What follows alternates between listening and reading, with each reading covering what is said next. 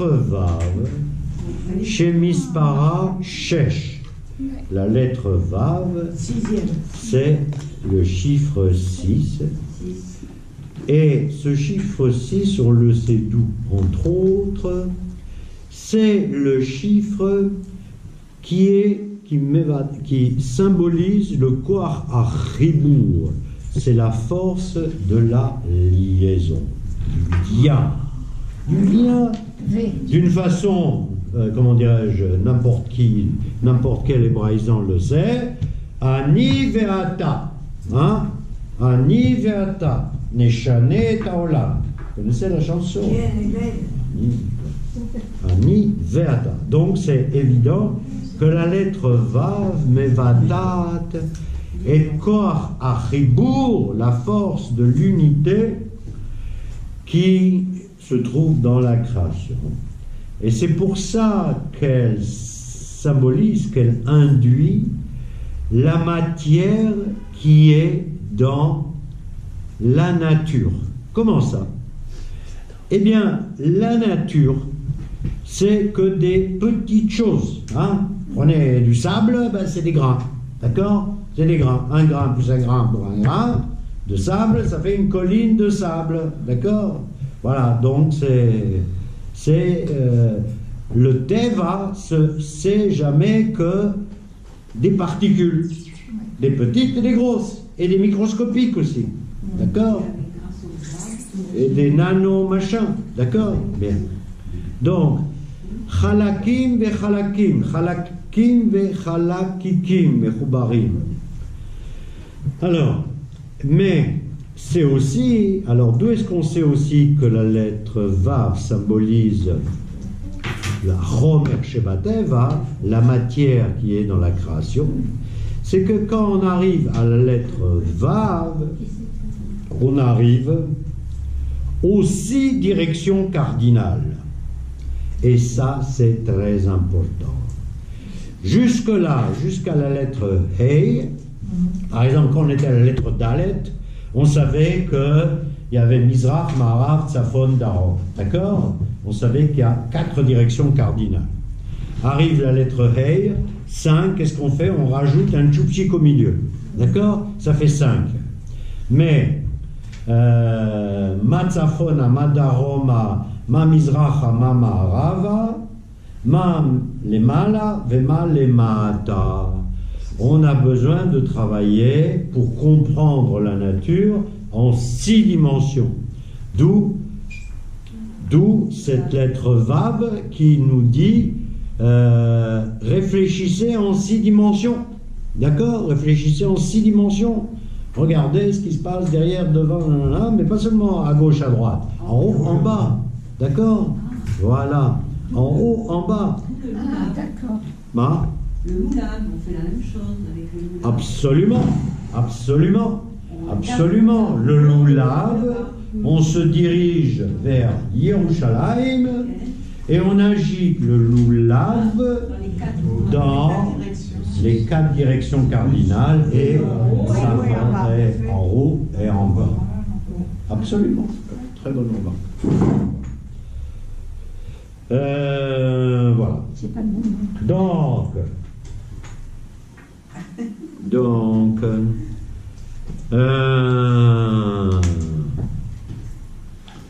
alors, il nous dit, la lettre Vav, elle apparaît pour la première fois dans la Torah, Berosh Hamila, au début du mot, dans un pasouk, Vavehem Zahav. Vavehem Zahav. Bon, d'abord le mot Vav, Mastomer et Ivrit. Là, c'est Vav.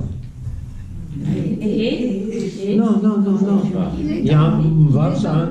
Hein? Il est dans le nom de Dieu. Non, ma chérie, il est dans le nom de Dieu. Non, là, je ne vous parle pas de la lettre. Je vous parle, excusez-moi, je n'ai pas été précis. Vav, Mazotomeret, Ma, Mashmaout, Amila, Vav. אתם צריכים לדעת. Vav, en hébreu. Mais je te demande pas de me faire de la Kabbalah, là. Je te demande de faire de l'hébreu Pashut. Tu vas chez, je sais pas moi, tu vas chez Home Center et tu achètes, tu demandes Anirotse Vavim. Vavim, c'est des crochets, les enfants. Un vav, c'est un crochet. Un crochet, tout simplement. Tu savais ça, toi? Vav, c'est un crochet. Sur un crochet, on accroche des trucs. D'accord? Bien. Dans le Mishkan, on a une jolie photo là. Ils accrochaient les tentures. Dans le Mishkan, il y a les poteaux. Et là, ces tchoupchiks là, ce sont des vavim. Ce sont des crochets. Et c'est marqué, Vavehem Zahav. Les crochets étaient en or. Et le tzipouille des Hamoudim, c'est les poteaux, c'était aussi Hamoudei Shitim Vetzipitem Otam Zahav. Ils étaient recouverts d'or. Tzipouille or. D'accord? Ils n'étaient pas faits en or. Sinon, on n'a pas pu les porter. Bon. Mais par contre, les vavim qui servaient à accrocher les machins étaient en or. Voilà. Donc un vav, c'est tout simplement un crochet. Et ce qui est intéressant, c'est que c'est la seule lettre de l'alphabet qui, en se doublant pour produire la sonorité de la lettre, a une signification précise. C'est-à-dire, je m'explique, pour dire crochet en hébreu, tu dis vav. Comment on écrit vav? Vav, vav. Pa'amaim, vav. Pa'amaim, vav. Il n'y a aucune autre, ça a une signification. Il n'y a aucune autre lettre dans l'alphabet où tu dis me, hein, ou que. Ça ne veut rien dire, d'accord? Mais vav, on écrit, voilà, on prend la lettre, on la double. Comment t'écris même? Comment j'écris même? Vous savez. Comment j'écris la lettre même? Non, mais comment tu comme vav? Non, mais non. Oui, tu as raison, mais non. Oui. Tu as raison. Vav, ça dit qu'on dit de même. Rega. Et tête aussi. Oui. Sens des mots. Ok, je retiens. Et j'essaierai de trouver une explication à ta remarque extrêmement pertinente.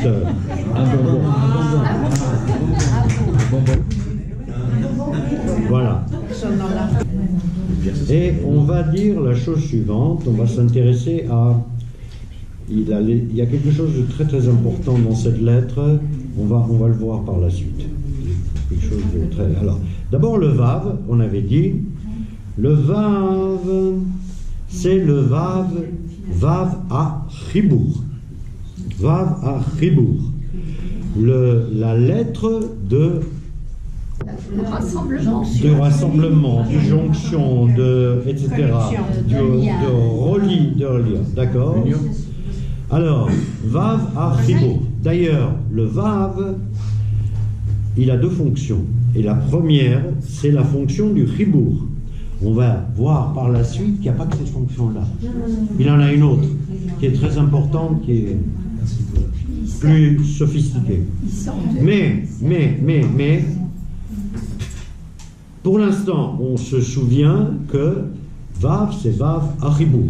Par exemple, Et Hashamaim ve Et Haaretz, les cieux et la terre. Beseder. Alors, Rav Cohen rapporte aussi quelque chose d'un peu plus compliqué, mais il dit en fait, le Vav aussi, quand tu la mets à l'intérieur d'un mot, il fait lien entre ce qui précède et ce qui suit. Mais là, ce sont des exemples trop sophistiqués, donc je ne vais pas en parler de ça, d'accord? Mais il fait lien entre ce qui précède dans le mot et ce qu'il suit dans le mot. Mais ce n'est pas ça que j'ai envie que vous reteniez. Alors, par contre, la lettre Vav, c'est la lettre de ce qu'on appelle Chibour à Meshayer. Le lien qui, à Meshayer, Meshayer, ça veut dire chez Shayach le, qui appartient à. C'est très simple. Sheli, Yud, Shelcha, Shelo. Voilà, Chibour à Meshayer. Donc, on a besoin du Vav à la fin pour indiquer que cette chose-là, ou cette existence-là, elle est pour l'autre. D'accord? Le Vav apparaît à la fin de Shel ou de peu importe, hein, pour parler de l'autre. D'accord? Est-ce que le Vav pourrait faire cette fonction aussi? Est-ce que le Vav pourrait faire la fonction de liaison? Tu as parfaitement raison. Oui, aussi. Non seulement tu as raison, Merci. mais le Rav Zamir Que j'adore. montre une illustration d'une charcheret. Évidemment. Excellent, c'est la chaîne. J'allais en parler après. Mais peu importe. C'est le Vav à Chibour. Ou Mechaber, Tistaklo, ou Mechaber Benze, les Zé. D'accord? Je vais venir après. Ça fait rien. Mais c'est venu comment Ça fait rien. cheminement? Un maillon, voilà. Ça fait des maillons, voilà. Puisque c'est Chibour, c'est Mechaber. Hein? Mechaber, les Chaber Kol Davar. D'accord? Bien. C'est la lettre qui n'aime pas être seule. Vous voyez ce que je veux dire? C'est une lettre qui aime bien être liée à elle-même ou à autre chose pour soit se démultiplier, soit donner un sens. Soit donner un sens. Dans le prénom David, ce qui est magnifique, c'est qu'en fait, tu as le Dalet, Oui, le Vav et le Dalet. Oui. Et là aussi, il y a une... absolument. D'ailleurs, D'ailleurs, attends, non, dans le prénom de David, le Vav, il est doublé, ma chérie. Il est doublé? Évidemment que le Vav est doublé. ça fait Dov. Sinon, ça serait Doud. Doud Shemesh. Non, d'accord. Ah oui, David, le Vav est doublé. D'accord? Regardez par exemple, je vais revenir à ce que je vous ai dit il y a 2 minutes et que je n'ai pas voulu illustrer. Oui. La lettre Vav à l'intérieur d'un mot. Prenons par exemple un mot qui est Zehu. Zehu. Hein. Si on prend la lettre, le mot Zehu, ça veut dire quoi? Zé. Non. Zé Shelo. C'est lui. Zé. Le mot Zé. C'est. Ou lui. Ou Zé. Ou. Hein? Attendez que je ne dise pas de bêtises. Zé. Ou. Absolument. Zain. Hey. Et Vav. D'accord? Donc, Zéhu, c'est à lui. Voilà. Alors, à mon avis, je vais essayer d'avoir une réflexion un peu philosophique là-dessus, et non pas thoraïque. C'est Sheli, Shelcha, Shelo. Le mien, le tien, le sien. Ça veut dire quoi, ça? Ça veut dire qu'en fait, moi, toi et lui et l'autre que je ne connais pas, hein, ou qui est loin de moi, il a autant de poids que toi et moi, et surtout moi, hein, d'accord? Autrement dit, c'est une façon de dire tous les individus sont égaux, une espèce d'égalité. Il y avait une très jolie phrase d'un grand chacham juif dont le nom m'échappe là, mais ça va peut-être me revenir. du 19e siècle, qui disait en fait l'étranger, c'est le petit autre. Le petit quoi? Le petit autre. Là, et le moi et l'autre, et lui, il appelait ça le petit autre. D'accord? Avec un petit quelque chose de dégradant, de méprisant pour le petit autre. Et il disait, et il essayait de rectifier le truc en disant, non, non, non, il n'y a pas de petit autre. Il y a l'autre avec un grand A. D'accord? Ok? Sinon, on aurait beaucoup trop tendance à dire, il y a moi, il y a toi qui me ressemble à moi, et Shara Olam, le reste de l'humanité, hein, les autres. C'est un truc un peu juif, hein, d'ailleurs, hein, qui n'est pas toujours très positif. Hein. Une façon de considérer que... Négligeable. Négligeable. D'accord. Et donc, Zé ou, Zé chez l'eau. D'accord. Et en plus, tous les verbes se conjuguent pour la troisième personne du singulier avec le vav. Les masculins, les ma'ano, pour lui. Ok? Bishvilo, etc., etc. D'accord? Donc, c'est une façon de rétablir l'équation moi, toi et l'autre, finalement, égalité. On est tous... et surtout, chez l'eau, c'est une notion d'honnêteté. Ça veut dire « Zé shayach lo ». Ça lui appartient. D'accord? Ce qui appartient à l'autre, c'est à lui. Zélo chez lui, zélo chez le femme. D'accord? C'est bien parce que finalement, il y a une lettre pour la féminité et une lettre pour le masculin. Oui. Et absolument. Et d'ailleurs, vous remarquerez, ça il ne le dit pas, mais pour le masculin, on dit chez l'eau, c'est une lettre dure. Quand on parle hébreu dans le vocabulaire et dans les mots hébraïques, il faut s'interroger aussi sur la dureté ou la dinoute de la lettre. D'accord? En quoi c'est dur chez l'eau? Chez l'eau, c'est dur. Oh, c'est dur. Quand je dis chez l'art, takchévi, je dis chez l'art. C'est plus mignon quand même. Chez l'art.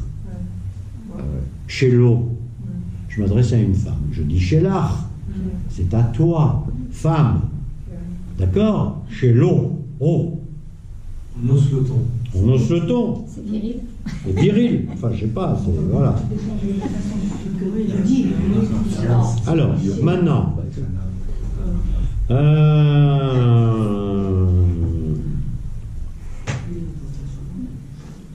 Alors, il nous dit également, en parlant de son Erech HaMisparid, donc de sa valeur en termes de nombre, que la lettre Vav,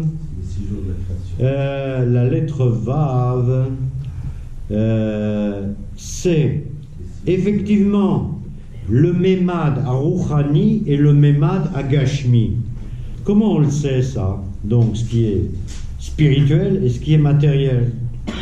Alors à Rouhani, exemple, c'est Shisha Sidrei Mishnah, les 6 livres de la Mishnah qui comprennent tout le Talmud.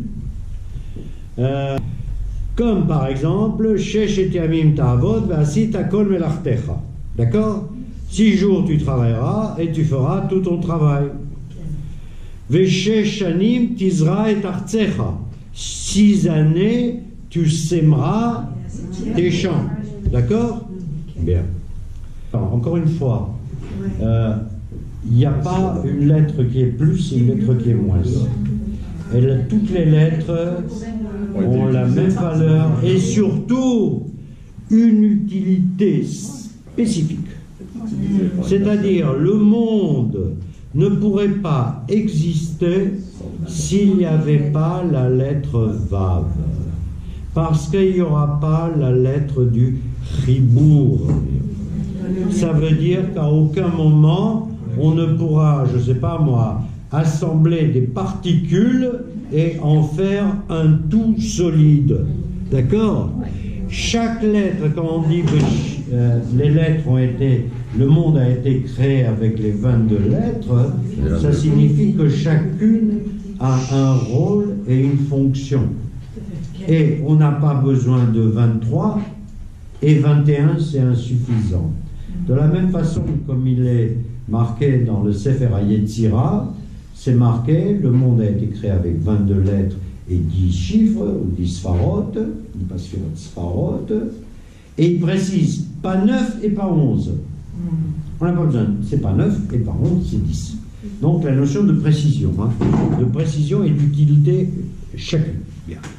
Alors, on continue, en sachant, vous me pardonnerez, que c'est une lettre difficile. Alors, la lettre Shesh, Amila Shesh, היא מורכבת משתי אותיות שין. Donc la lettre Shesh, c'est 2 fois la lettre Shin. On est d'accord? Et chaque lettre Shin est composée de quoi? De 3 vav. 3 vav. D'accord? Qui sont raccrochés en bas. Comme c'est marqué, comme c'est dit dans un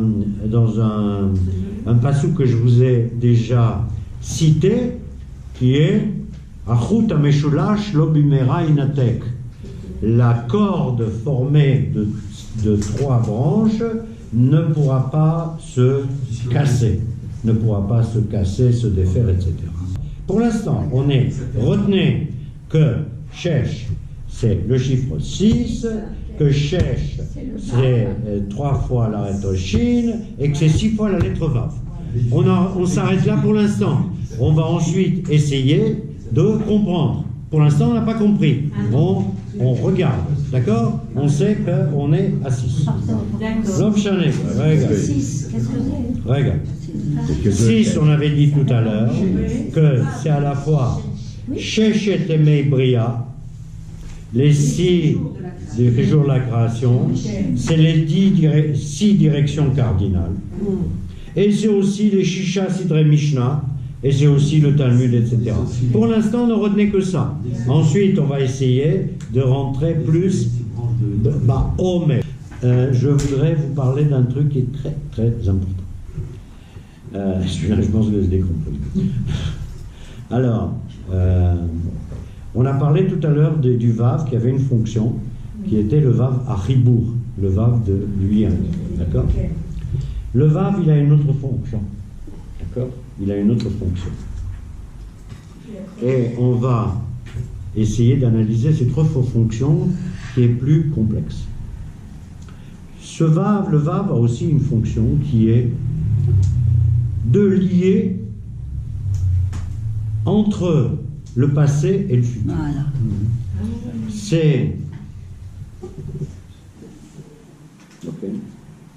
C'est lié, ça, c'est lié au temps. Le Vav est aussi lié au temps.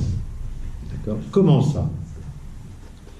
C'est-à-dire un Vav qu'on met au début d'un mot ou d'un verbe, Ofer et Avar les Atid transforme le passé en futur et le futur en passé. Par exemple, quand on prend le verbe idaber, d'accord? Qui est idaber. Idaber, c'est parler au futur. Ok? Quand on met le vav avant le yud, on le met en lachon avar. Va idaber. Hein? Il a parlé. En français, on peut utiliser le passé composé, mais c'est l'imparfait. D'accord? Va idaber. Prenons par exemple Yehi. Yehi sera dans le futur. On met le vav au début et on arrive dans va Yehi. Ok? Notre prochaine. Natati qui est le shon avar.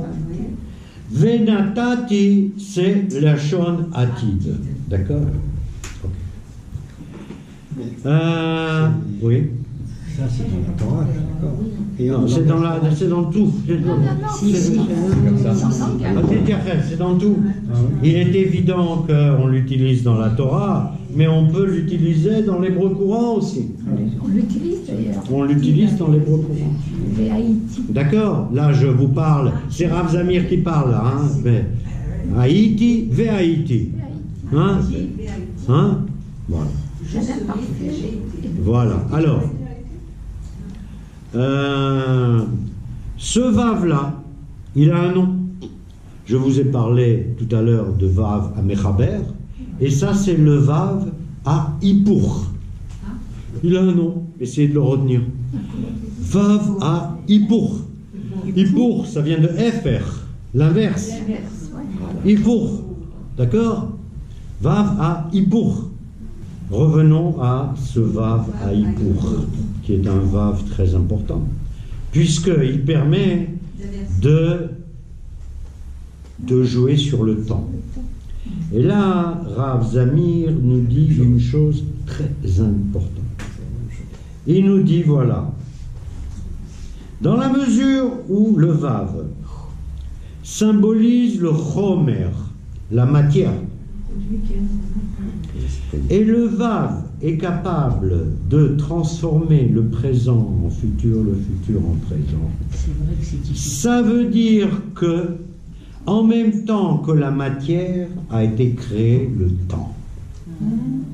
Et ça, c'est une notion, comment dirais-je, c'est une notion renversante. En créant la matière, Dieu a créé le temps. D'accord? Alors, ça vous semble banal. Moi, ça me semble révolutionnaire. Révolutionnaire. Parce que on n'a jamais réussi à expliquer ce qu'était le temps. Non? Tu veux m'apporter quelques éclaircissements là-dessus? C'est difficile, c'est vrai que c'est difficile, mais le temps, ça engendre le mouvement. C'est-à-dire que s'il n'y a pas de mouvement, il n'y a pas de temps. Je viens, c'est très joli ce que tu me dis, mais ce n'est pas... Là, tu me parles de temps égale mouvement. Non. Non, mais... On a rencontré le temps lorsqu'il y a eu mouvement. Tant qu'il n'y avait pas de mouvement, il n'y a pas de temps. D'accord, mais ça n'explique pas le temps. Ça n'explique... Non, ça n'explique pas le temps. Tu me dis le temps, c'est le mouvement. Non, moi, je dis la chose je dis que le temps est venu quand le mouvement a été créé. Donc la chose peut exister. Quand le mouvement a été créé. Ok, mais quand est-ce qu'il y a eu immobilité totale? Quand y a-t-il eu immobilité totale? Je ne sais pas. C'est-à-dire pas de temps, pas de mouvement, donc pas de temps. Ok. Moi, je vous dis, et ça c'est marqué dans la Torah, d'accord? C'est la création du monde. Oui, j'ai dit pas. C'est la création du monde. Avant, il y avait du mouvement. Avant que, avant que Hachem crée son monde. D'accord? Bereshit bara Elohim et Hashamayim et haaretz, ve'haaretz haïta tohu vavo. Donc la terre, elle était en perpétuelle mutation. D'accord?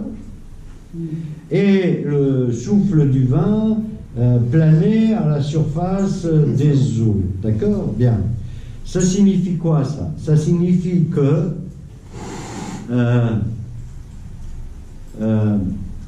le mouvement a toujours existé. Le mouvement a toujours existé. Le temps A-t-il toujours existé? En tout cas, nous, on ne le sait pas, et on ne le sait qu'à partir du moment où il y a œuvre de création, c'est-à-dire création de la matière. D'accord? À partir du moment où il y a création de la matière, il y a différentes étapes dans la formule de la création, Yom Echad, Yom Sheni, Yom Shishi, etc., et apparaît la notion du temps. D'accord?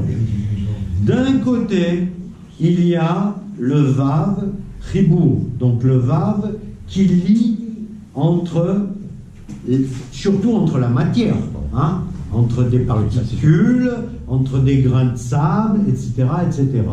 Donc c'est un Vav, c'est un élément de liaison qui ne prend pas en compte la notion de temps, a priori. Oui. D'accord? Ne prend pas en compte la notion de temps. Ou tu le prends d'une façon secondaire. D'accord? Et on nous dit quoi? Et c'est là où est la révolution là-dedans. On nous dit que ce Vav, qui est destiné à lier les choses, la matière, ou ce que tu veux, les hommes, etc., c'est le Vav aussi qui peut engendrer la notion du temps. Et dans ce cas-là, c'est pas un Vav de Chibur, c'est pas un Vav de lien, c'est un Vav de mouvement, de passé égale présent, présent égale passé. D'accord? Enfin, égale passé. Transformable en passé. En se servant, on se sert du Vav à Chibur, c'est-à-dire on se sert du Vav de liaison pour faire un Vav à Hippur, pour transformer le temps. Et ça, c'est un truc, comment dirais-je, c'est un truc que, je suis désolé, vous l'entendrez pas tous les jours. D'accord? Vous l'entendrez pas tous les jours. Mais d'accord? On peut dire aussi que le Vav unit le passé et le futur, et dans les deux sens. Qu'est-ce qu'on entend? Communie? Non. Qu'est-ce que tu as utilisé? C'est-à-dire que Non. je ne peux pas passer. Oui, vas-y, pardon. Vas-y. Du présent, je suis au passé, c'est difficile à comprendre. Donc le présent pour moi n'existe pas, quoi, n'existe pas façon de parler. Mais entre le futur et le passé, le Vav les unit entre les deux, dans les deux sens. Oui, le Vav les unit. Mais on sait très bien, dans notre perception du monde et notre perception du mouvement, qu'il y a 3 temps. Oui. Et que ces 3 temps, il n'y a aucun lien entre l'un et l'autre. D'accord? Il y a le passé, il y a le présent, il y a le futur. D'accord? Ok. Et là, on nous dit, grâce à une lettre, toute petite lettre, le Vav, eh bien, on induit la notion du temps et on fait un espèce de abracadabra. C'est comme un phénomène de magie, ça, hein, qui transforme un verbe présent en verbe futur. Parce que, Une action présente en action future. parce que finalement, il n'y a pas de temps réel avec Hachem, puisque c'est illimité. On n'a pas la perception du temps réel. Pourquoi on n'a pas la Mais perception? si, Moi, je l'ai, moi. Il a créé Ah, un non, jour, non, non. C'est indéfini. il a créé tous les jours quelque chose. Attends, laisse parler. Attends, mais je une seconde. Nous, c'est défini, mais avec Hachem, c'est pas défini. Non, lui, c'est tout en même temps. C'est tout en même temps. Alors peut-être que ce Vav-là, finalement, il relie dans le domaine du futur, du présent et du passé, il relie tout, et c'est que ça nous fait comprendre le temps d'Hachem. Exact. On dit d'ailleurs, pour faire simple, dans ce que tu dis, c'est que Hachem, il a créé le temps. Oui, mais c'est indéfini. Oui, pardon, qu'est-ce que tu voulais dire? C'est que pour rajouter ce qu'elle disait, c'est que le Vav dans le Vavke, c'est la liaison entre du temps de Hachem, du haut et du bas. C'est-à-dire, comment on va? Le Vav dans le Vavke, c'est la liaison dont tu parlais de liaison donc, entre le spirituel et le matériel. Matériel. Non. Moi, je dis pas ça. Mais dans Yud Kei Vav Kei, c'est la définition. Non, mais alors, il ne parle pas du temps. Non. Il parle du temps. Attends, vas-y, explique. On dit que dans Yud Kei Vav Kei, c'est la définition, c'est la notion du spirituel et du matériel qui est liée. C'est ton explication. Moi, C'est la mienne, c'est la définition. Non, c'est une explication. Et le temps, c'est nous qui l'avons défini entre la seconde. Qu'est-ce qu'on entend par là? Donc, une seconde, une minute, une heure, un jour, C'est l'homme qui a défini. on a défini le temps, comment on l'a défini. Ok, de celle-là. Ça, c'est en physique, ça, je ne parle pas de. Et comment on peut déterminer Non, l'âge non, d'un je veux dire individu? que le temps, on l'a pas défini, c'est pas venu comme ça. C'est qu'on l'a défini sur le plan de la physique. Non, attends. Sur ce point, j'ai entendu ce que tu as dit. Faux. Sur ce Une point, seconde, attends. Pardon. Vas-y, termine. Juste pour je te finir, réponds. le temps, quand on dit 60 secondes, qui a défini 60 secondes? Et la seconde, la minute, et avec une latitude. Donc, je vais te. Ok, je te réponds. Je te réponds. Tout, non, je te réponds. C'est en physique, ça. Attends, regarde. Laisse-moi te répondre. Vous dites non alors que c'est vous avez. Non, j'ai rien dit. Définir. Laisse-moi te répondre. Ouais. Non, laisse-moi te répondre. La mesure, ce que tu me parles là, c'est la mesure du temps. Ouais. Moi, je te parle du concept du temps. Il est Le défini, concept. Non, mais c'est ce que je te dis là. Ce que je te dis, c'est que en prenant le vav Oui. du chibour, Oui. en le transformant en vav à hipour, Oui. tout ça, ce sont des créations de Hachem. Oui. Vav, non mais laisse-moi finir. Vav, chibour, vav, hipour, ça veut dire que pour Hachem, la liaison entre deux matières peut être aussi la liaison entre le passé et le présent. Autrement dit, c'est Hachem en t'apportant cette lettre et en lui donnant une fonction, en transformant sa fonction de liaison en fonction de temps passé, temps présent, qui nous apporte, lui, la notion, le concept du temps. À charge pour nous de trouver des moyens pour le mesurer. C'est ce que je disais tout à l'heure, quand on ça- dit le temps, quand on disait dans le Yud Kei Vav Kei, il est défini que le Vav, c'est la liaison entre les deux haies de Yud Kei Vav Kei, de Hachem, entre le monde d'en haut et le monde d'en bas. D'accord, mais tu ne me parles que de liaison. Tu ne parles que du ribour. Et moi, je te parle de hipour. On ne parle pas de la même chose. Ce qui est révolutionnaire là-dedans, c'est pas le vav à ribour. Oui, d'accord. Tout le monde le sait, ça. Ani ve'ata, hashamayim ve'aretz, ato ve'avo. Ce qui est révolutionnaire là-dedans, et ce qui est révolutionnaire dans la langue hébraïque, c'est qu'un signe qui est un signe de liaison devient un signe de transformation du présent au passé et du passé au présent. C'est comme un phénomène de magie. Or, ce n'est pas magique, puisque c'est Hachem qui l'a fait. Et quand tu me parles de Yud Kei Vav Kei, tu me parles du Chibour. Tu ne me parles pas du Hipour. Et moi, je te parle du Hipour. Ce n'est pas la même chose. Est-ce à dire qu'un jour on pourra aller dans le passé Je ne sais pas, je ne m'occupe pas de ça. moi. ou dans le futur? Dans le film. En rêve, en rêve. Ben non, parce que le vav existe. Voyons. Alors, je suis en train de chercher désespérément ici quelque chose qui m'a semblé très important. Bon, je voudrais aborder un autre sujet. Écoutez-moi, d'accord? Je voudrais aborder un autre sujet et ensuite essayer de revenir à ce qu'on n'a pas compris, à ce que je n'ai pas compris. Il y a un concept qui interpelle beaucoup les scientifiques et qui les interpelle depuis fort longtemps, c'est la loi de la gravitation. Loi de quoi? Gravitation, d'accord? Non. La loi de la gravitation, c'est Newton, ça plutôt, hein? D'accord? La pomme, elle me tombe sur la tête, aïe, je me suis fait mal, la pomme était en haut, maintenant elle est en bas, d'accord? Il y a certains scientifiques qui disent même qu'il n'y a pas de Dieu, et que la seule chose qui existe, c'est la loi de la gravitation. La loi de la gravitation. C'est grâce à la loi de la gravitation que le monde a été créé, ou plutôt c'est grâce à la loi de la gravitation que le monde fonctionne.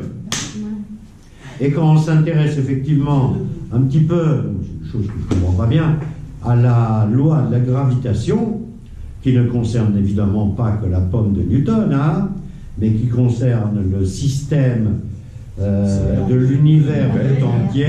Et les choses. Et les choses, et tout, etc. Et les molécules, les machins, etc. C'est-à-dire les petites choses et les grandes choses. La loi de la gravitation est là pour te dire, enfin, c'est la seule chose que je connaisse qui soit visible, tangible, c'est la loi de la gravitation. Et mesurable. Et mesurable, la loi de la gravitation. C'est pas beau ça? Bien. Or, que nous dit, une seconde, que nous dit Rav Zamir Cohen? Il nous dit,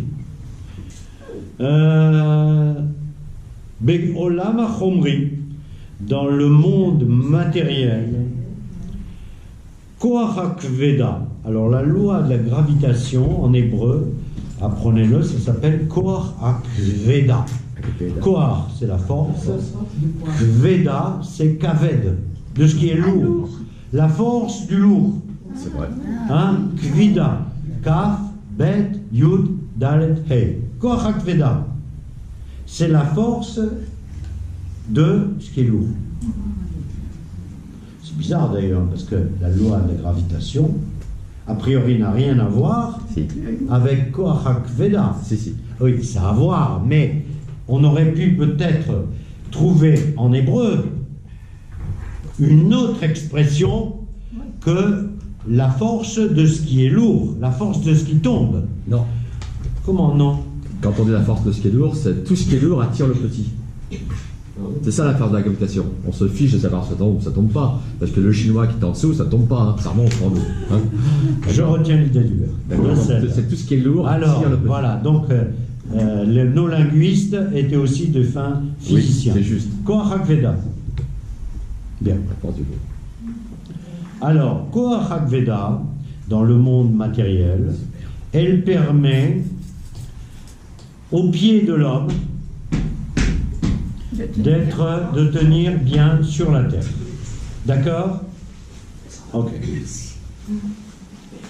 Maintenant, les physiciens, ils sont très mal à l'aise pour définir la raison et la cause de Koach HaKveda. D'accord? Nous, on dit quoi? On nous dit que le Vav HaChibour, c'est-à-dire le Vav de la liaison, dans le monde matériel, eh bien, ce Vav-là, il illustre dans le monde matériel, on peut le voir, je veux dire, tout simplement de par sa forme, d'accord? De par sa forme. Parce que quand on voit, vous me voyez de profil. Oui. Alors, si vous me voyez de profil, qu'est-ce que vous voyez? Vous voyez un Vav. Non, peut-être ça. Bon, bon, le Vav, c'est un tronc d'arbre, c'est un truc comme ça. Bien. Alors, ensuite, Rav Zamir Cohen, il se lance dans une explication absolument incompréhensible. Voilà. Sur le Koach HaChibour, mais il est important quand même que vous reteniez ce que moi j'ai retenu. Si un jour j'ai du temps et je fais des efforts, j'arriverai sans doute à... Parce qu'il me parle d'atomes, de machin, de trucs comme ça. J'y comprends rien, je verrai ça avec Hubert, avec un autre physicien d'ici. Moi, ça, c'est trop compliqué pour moi. Mais retenez simplement que ce Vav illustre au moins graphiquement la loi de la gravitation de la pomme qui tombe. C'est tout. Ne retenons que ça. D'accord? Moi, j'ai jamais compris. Simplement. Ok. Tout le monde voit que quand on jette quelque chose, ça tombe. Qu'est-ce qu'il a découvert là-dedans? Il a découvert beaucoup de Ah choses. ouais, mais celui C'est ça qui que- habite sur l'équateur, comment il fait pour tenir? Comment il fait pour tenir? Mais parce qu'elle dit, Eh ben, c'est pareil. il a dit que Newton, il a Rien découvert inventé. de comprendre qu'il y a une pomme qui était bien mûre et qui est tombée. C'est ça? Ben ouais. Et ceux qui habitent au pôle sud, pôle nord, C'est l'attraction. comment ils tiennent? C'est l'attraction de la Terre. Mais ça, C'est l'attraction de la Terre, tout simplement. la Terre qui tourne. Bon. Alors, Pas du tout d'accord. Ah, alors, voilà, c'est ça, j'ai non. jamais compris. Alors, Faut que tu m'expliques. je retiens qu'il y a des choses que je ne vous ai pas expliquées. D'accord? Et Bezrat Hashem Yitbarach, j'essaierai de les approfondir et de vous expliquer la prochaine. Mais il y a C'est dessiné, là. Oui. C'est un chine. Oui. Un chine, il a 3 balles. Oui, 3 branches, Alors. 3 balles. le Vav du Chibour. Le Vav du Chibour, Ah, c'est 6. c'est aussi, là je vous livre des trucs comme ça, le Vav à Chibour, c'est aussi le lien qu'il y a entre Chochma et Bina. D'accord? Là je vous livre des trucs comme ça, pas très construit, mon truc c'est pas grave, je s'en fout, il y a Hubert qui s'est coupé. Donc le Vav à Chibour, c'est le lien entre Chochma et Bina. Quel est le lien entre Chochma et Bina? On avait dit que l'homme c'était plutôt Chochma, sur l'intelligence spéculative, appelons ça comme ça, l'intelligence spéculative, et Bina, l'intelligence intuitive. Ça vous plaît comme définition? Alors maintenant, ce Vav-là, il fait le lien entre l'intelligence spéculative et l'intelligence intuitive. Donc l'homme et la Et femme. ça donne quoi? L'homme et la femme. Le couple. Mais vous devez le savoir, ça, je vais vous dire. Pourquoi? Parce que quand vous faites référence à quelque chose que vous aimez beaucoup, qui est le mouvement du Rav Schneerson, le mouvement Chabad, vous comprenez que Chochma et Bina, à la fin, il y a le Dat. Mazé Adat. Le savoir. Le savoir. Autrement dit, la finalité de Chochma. Le Chochma, c'est une intelligence qui doit se mettre en pratique. Comme on avait dit, quand on a parlé du Esh féminin et du Esh masculin. D'accord? Chochma et Bida qui sont quelquefois en conflit, qui peuvent être en conflit. D'accord? Parce que l'homme et la femme ne réfléchissent pas de la même façon. Heureusement d'ailleurs. Et Grâce à Dieu. alors, mais la finalité de ça, c'est d'acquérir le savoir. Autrement dit, le Da'at, c'est la conjugaison entre la Chochma et la Bina. L'intelligence spéculative qui te permet d'arriver jusqu'à un certain point, mais pas plus loin. L'intelligence intuitive que tu possèdes ou que tu possèdes pas, d'accord? Mais si tu la possèdes, c'est encore mieux, bien qu'on dit les chachamim, on ne dit pas les binim, on dit les chachamim, d'accord? Eh bien, une fois que tu pousses la chokhma jusqu'au bout, ou une fois que la femme pousse la bina jusqu'au bout, elle acquiert le da'at, la notion de connaissance. À partir de là, on arrive à une notion de shlemut, à une notion de complet, de plénitude, hein, une notion de plénitude. Alors, Qui se fait aussi dans le temps. pour combien de temps? Dans le temps. Peut-être, attends, laisse-moi réfléchir. qui se trouve dans le temps. En tout cas, il y a une chose qui est sûre, c'est que ça demande du temps. C'est que ça demande du temps. On dit par exemple, ah oui, je suis d'accord, ça demande du temps et des efforts. Ça demande du temps et des efforts. Et on dit par exemple que le seul de nos Chachamim qui a réussi à acquérir toute la Torah Kula, à un âge relativement jeune, c'était le Gaon de Vilna. D'accord? C'était le Gaon de Vilna, qui était ce qu'on appelle Bechinat. Le Gaon de Vilna, qui avait réussi à tout comprendre, et à partir du moment où il a tout compris, qu'est-ce qu'il a fait?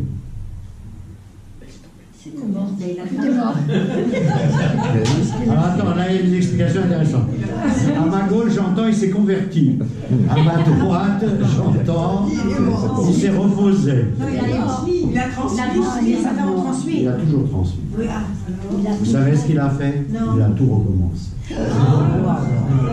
Il a tout recommencé. Zéro. Et il est reparti. S'il a assez compris alors. Non, Alors, il avait un doute. parce qu'il avait peut-être un doute. Et parce que pourquoi? Et là où je te rejoins, Rana, je te rejoins. Tu as dit une chose très importante. C'est que la connaissance à un certain âge n'est pas la connaissance à un autre âge. D'accord? Ça me semble assez évident. Le Gaon de Vilna, on le sait très bien, c'était un Nilouï, c'est-à-dire c'était un génie invraisemblable, et à un âge où les autres ils balbutiaient, lui déjà il comprenait tout. D'accord? Bien. Mais ça signifie qu'il a acquis sa Torah jeune. Ah oui. Ensuite, il est devenu vieux, ou adulte, vieux, etc. Et voilà. Et il a acquis une autre compréhension. La meilleure preuve, attends, là, je te laisse parler. La meilleure preuve, c'est que le Gaon de Vilna, il a fait une chose que personne n'avait fait avant lui. Qu'est-ce qu'il a fait entre autres, en dehors d'écrire ses livres? Il a dit à ses chassidim, maintenant vous faites vos valises et vous partez en Eretz Israël. Vous savez ça? Et la première aliyah ici, ça a été la aliyah des talmidim des élèves du Gaon. Qui s'est passé comme il s'est passé, peu importe comment. C'est sûr que c'était pas facile, hein, c'était pas facile, etc., etc. Il n'empêche que c'est eux qui ont semé les premières graines en terre d'Israël. D'accord? Voilà. Donc, non seulement il est arrivé à la notion de date, mais il est arrivé à la notion de date pour savoir quoi faire. Parce qu'il ne suffit pas de savoir, il faut savoir pour agir. D'accord? Donc, lui, il a eu cette action. Voilà. Et les élèves du Gaon de Vilna, c'était les premiers vaves sur la terre d'Israël. Ah, c'est un hasard! C'est pas le premier Babim. J'ai droit à deux bonbons. Bien, alors, ce cours prouve quoi? Ce prouve aussi que c'était quelque chose de dynamique et de vivant. Et j'essaierai de l'Ineder et Bezrat Hashem de remplir les cases la prochaine fois avant d'aborder la lettre Zayn. Shalom, shalom. Bruchim habayim. Maonim, qu'est-ce qu'on répond? Baruch Hanimtza. Baruch Hanimtza. Bruchim habayim, Baruch hanimtza. Bruchim hanimtzaim. טוב, אז בכיתה, בדרך כלל, נכון, עונים לשאלות, אבל שותקים. Alors, nous allons compléter quelque chose sur la lettre Vav. Parce que... Parce que la dernière fois, Dora, elle m'a coincé. Elle m'a coincé, Dora. Je lui ai dit la chose suivante. Enfin, j'ai dit à tout le monde la chose suivante. C'est que la lettre Vav, c'est la seule qui se dédouble pour reconstituer sa signification. Vav. Vav, Vav. Et c'est pas comme le Aleph, Lamed, Pei Sophite, etc. Et je n'ai pas su que répondre lorsqu'elle m'a dit oui, mais le tête, le même. Je suis resté croix. C'est comme ça qu'on dit. Croix. C-O-I. Oui, la lettre. Je Pas suis le resté Vav. croix. Quand tu écris Vav. Tu doubles le Vav. Pour Tu l'écrire. pourrais écrire la lettre Vav. Pourquoi? Voilà. À haute Vav. Quel? À Skotvim. Vav.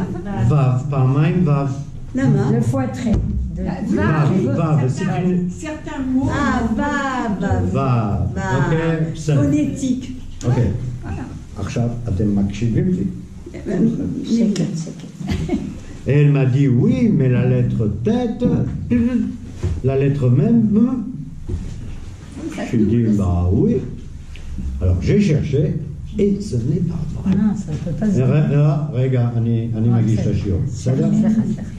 La lettre tête, effectivement, on peut penser que c'est 2 fois tête, mais quand on prononce le mot tête, il y a un yud qui s'intercale au milieu. Tête. Vous ne l'entendez pratiquement pas, mais c'est tête.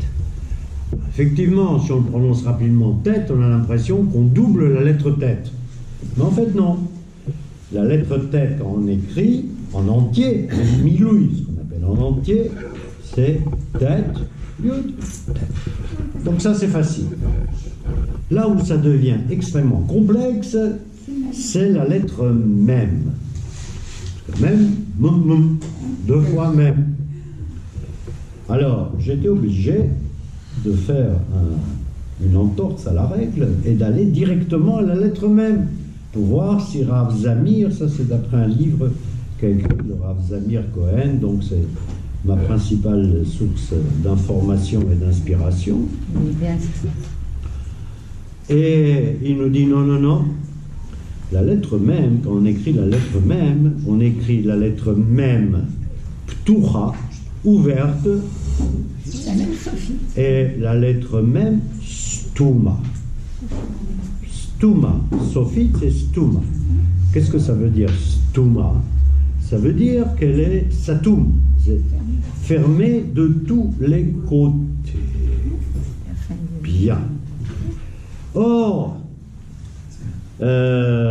on sait qu'il y a 22 lettres dans l'alphabet hébraïque, mais il y a aussi les lettres sophiotes, les lettres finales. Et les lettres finales ont une signification et une vocation, d'accord? Selon Kabbalah, etc., etc.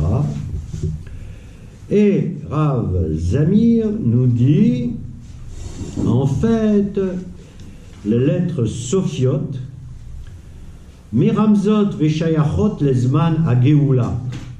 Elles appartiennent au temps, non pas de la Géoula, de la délivrance, puisqu'on est déjà au temps de la délivrance, mais le temps de la délivrance qui suivra, d'après ce qu'il dit, le Triyat Ametim. C'est-à-dire que quand tout le monde sera ressuscité, il y aura un temps. Il y aura un temps. Et ce temps-là, eh bien, c'est... donc on vivra d'une certaine façon, comment, je ne sais rien, hein, on ne peut pas me demander trop.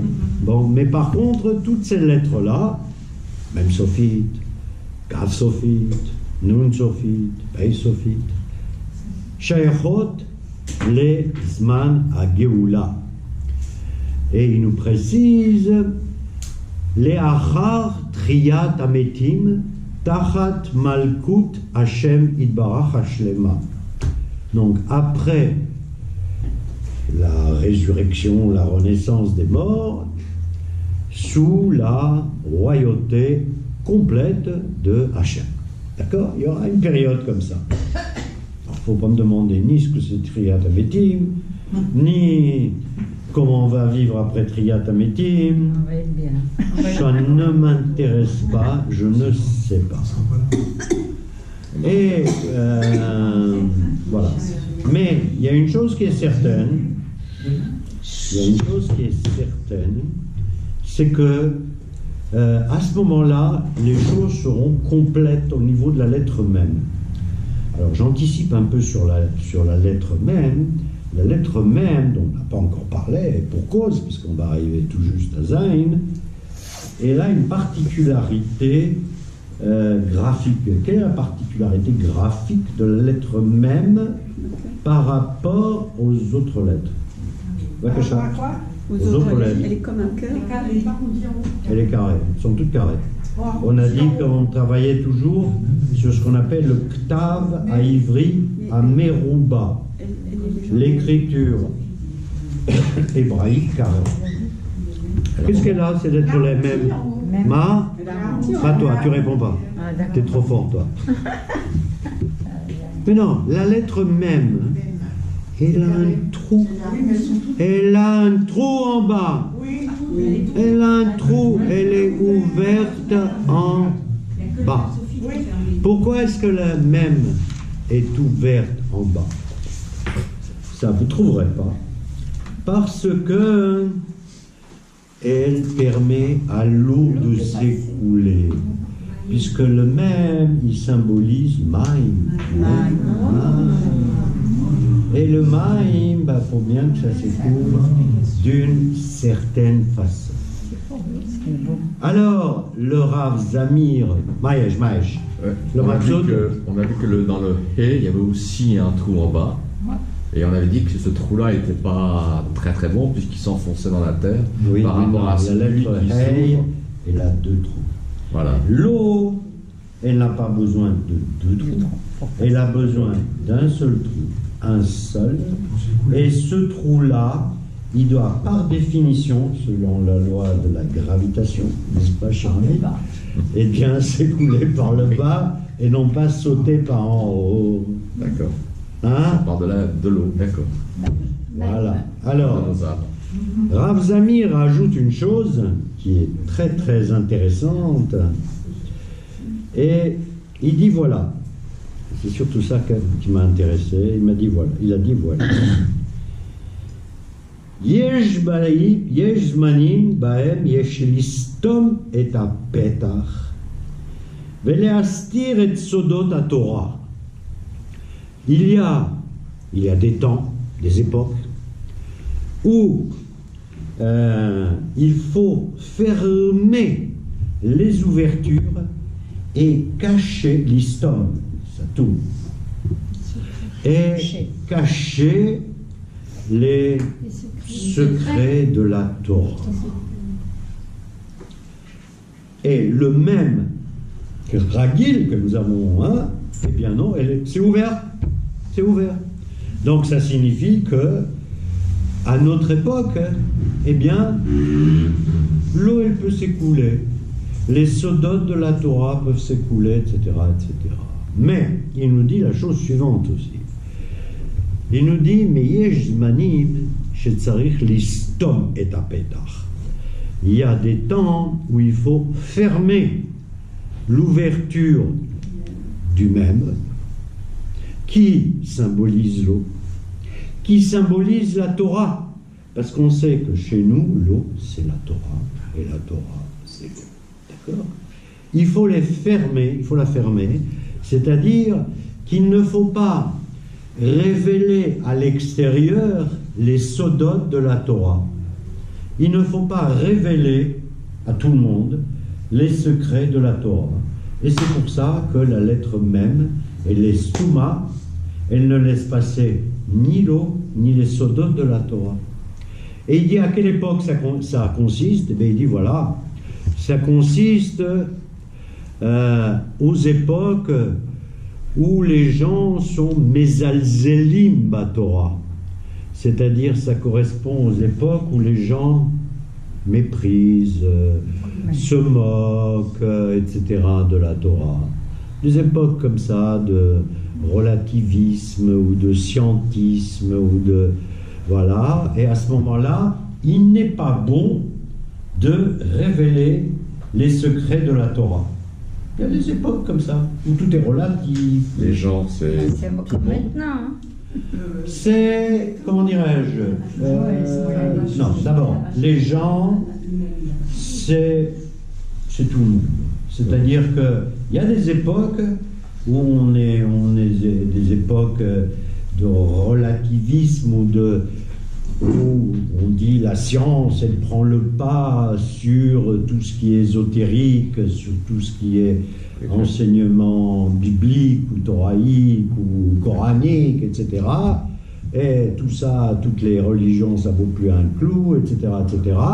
Et dans ce cas-là, très bien, alors dans ce cas-là, nous, on ferme.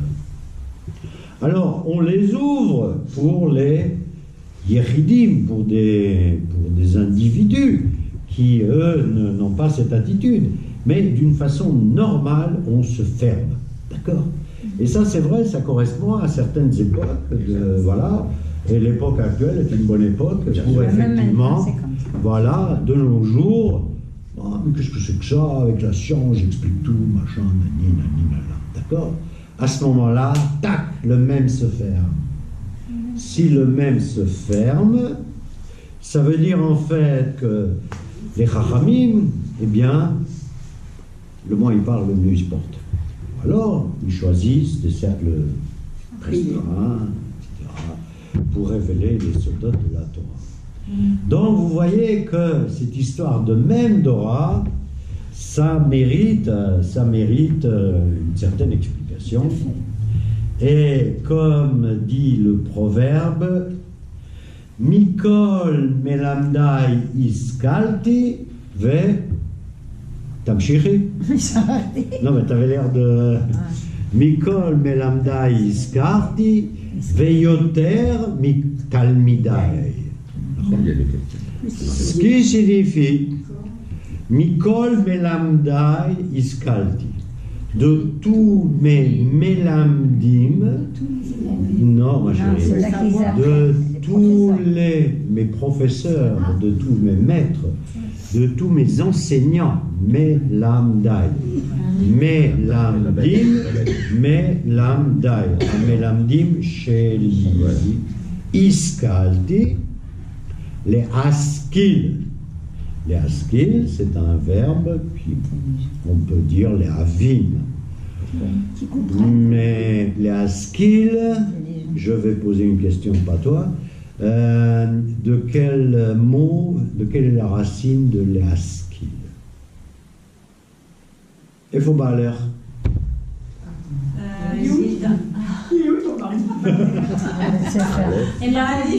בעלי בהשכחה של רבה של... אזכרה. של חברה שלו. חבר שלו. Tov. Alors, Askala. Askala, ça vient de Sechel. Sechel. Sechel. Mort. Sechel. Comment on traduit Sechel? C'est pas l'intelligence. Non, parce que la traduction est... D'accord? Donc, les askil. L'intelligence, non? Les askil, c'est pas tout à fait intelligence. Puisque les sechel, c'est en fait une partie du cerveau. C'est une partie du cerveau. Ah, c'est pas le cerveau entier? Non, c'est pas le cerveau entier. On peut dire que c'est le cerveau entier. Ah, tu sais ce qu'il y a dans le cerveau? C'est ce qu'il y a dans le cerveau. D'accord? C'est la moelle. Donc, les askil, c'est un mot important. Ça nous a donné un autre mot. On fait toujours beaucoup d'hébreu ici parce qu'il faut. Askala. Le mot askala. Askala, c'est la période qu'on appelle la période des Lumières, qui correspond à peu près au 19e siècle en Allemagne, où les Juifs ont commencé à dire, mais nous on va apprendre les sciences des goïms, et on va devenir des grands savants, on va devenir des maskilim.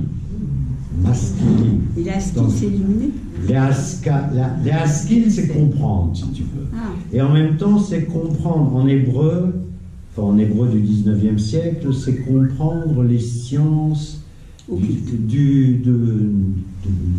des Ameharatzot, de tous les peuples. D'accord? L'Askil. D'accord? D'où le mouvement de la Haskalah, qui a été un mouvement extrêmement important, qui continue de nos jours d'ailleurs. D'où la Hitnagdut du Peleg HaCharedi, des Charedim, qui ont dit, oulala, on va se renfermer dans notre petit ghetto parce qu'on ne veut pas que nos enfants ils commencent à apprendre les mathématiques, l'allemand, les sciences, Darwin. Vous dites Darwin chez vous, hein? Darwin. Hein? Non, oui, on la connaît. Darwin. Et voilà, donc voilà, c'est ça qui a créé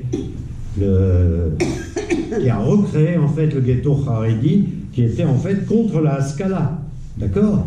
Et ce mouvement-là, il continue de nos jours. Donc le mot Haskalah, c'est un mot qui est important, il faut connaître ce mot-là, d'accord? Finis ton proverbe. Mikol melamdai iskalti, veyoter mitalmidai. De tous mes élèves, je me suis enrichi intellectuellement, et encore plus de tous mes professeurs, je me suis enrichi, mais encore plus de mes élèves. Ah, c'est un beau ça. C'est joli, hein? C'est bon. C'est une source un peu talmudique dans Maramakot, mais on ne va pas rentrer là-dedans. Sur ce, je ferme la lettre Vav. Non, je ne ferme pas la lettre Vav, parce qu'on m'a demandé aussi une question sur le Shesh. Sur le Shesh, parce qu'on avait dit que la lettre Vav, la lettre Vav,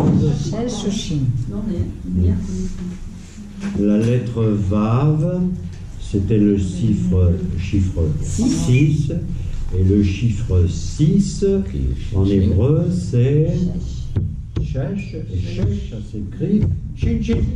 Chin Chin. Chin Chin. Non, Shin, c'est Mispar. C'est le hot. Nachon, ואנחנו מדברים על אותיות, לא על מספרים.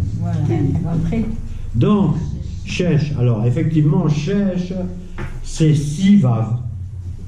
Des Vav, plein de Vav, 6, et ça fait une espèce de Shalhevet, c'est-à-dire de flamme, etc. Et en fait, il n'y a pas beaucoup d'explications à donner là-dessus. Ça signifie, on a beaucoup parlé de Ish et Isha, en disant Ish, ça vient aussi de Aleph Shin, et Isha, c'est aussi Aleph Shin. Les deux comportent la lettre Shin, et quand ça ne va pas entre eux, ça donne Esh. Voilà, le feu, voilà.